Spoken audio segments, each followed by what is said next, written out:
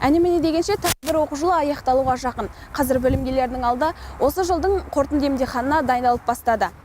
Студенттердің дайындығы қалай? Қандай өзгерістер бар? Өздерінен сұрап көрейік. Енді әзірге сессияға дайындық жоқ. Сессияға қобалжу бар. Әзірге сессия болған соң өтпей қалам ба деген. Енді сессияға біз тақалған кезде дайындаламыз ғой. Бізде сонда әдет болып қалған ғой. Тақалған кезде дайындаламыз, ертең келіп тапсыра саламыз. Сондай ғой бізде. Жыл сайын традиция сессиянікі. Әрине сессияға дайындық жаман емес, өте ойдағыдай. Енді алдағы сессияда жақсы баға алып, жақсы нәтижемен тапсырып шығамыз деген ойдамыз. Енді студенттерге сәттілік. Жалпы дайындық жаман емес, дайындалып жатырмын.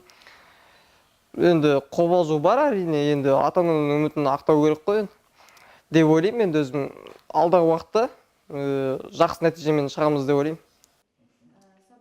27 мамырдан бастап барлық күндізгі бөлім студенттері жылдық емтихан тапсырады. Қазіргі кезде олар дайындық үстінде. Гуманитарлық факультет бойынша 542 студент сынақтан өтеді. Айта кетейік, ақылы бөлімнің студенттері емтихан сынағына дейін толықтай оқу ақысын төлеуі қажет.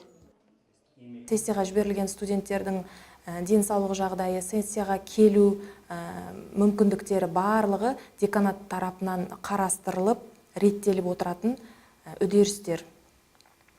Қазіргі таңда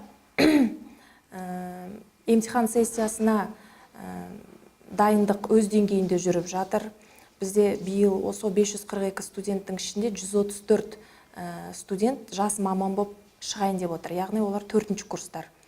Ал енді қалған 1-ші, 2-ші, 3-ші курс студенттері қазір педагогикалық мамандықта оқитындары оқу практикасын іске асырып жатыр, содан өтіп жатыр.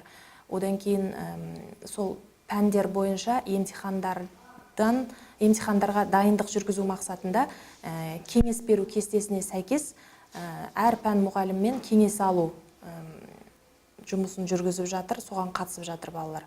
Одан кейін сәйкесінше әр оқыған пәндеріне сәйкес емтихан материалдарын алып, соларға дайындық жұмысын жүргізіп жатыр.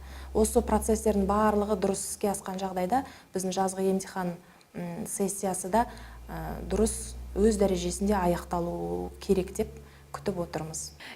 Сессия салмақты да аса жауапты кезең. Білім мен сәттілік сыналады.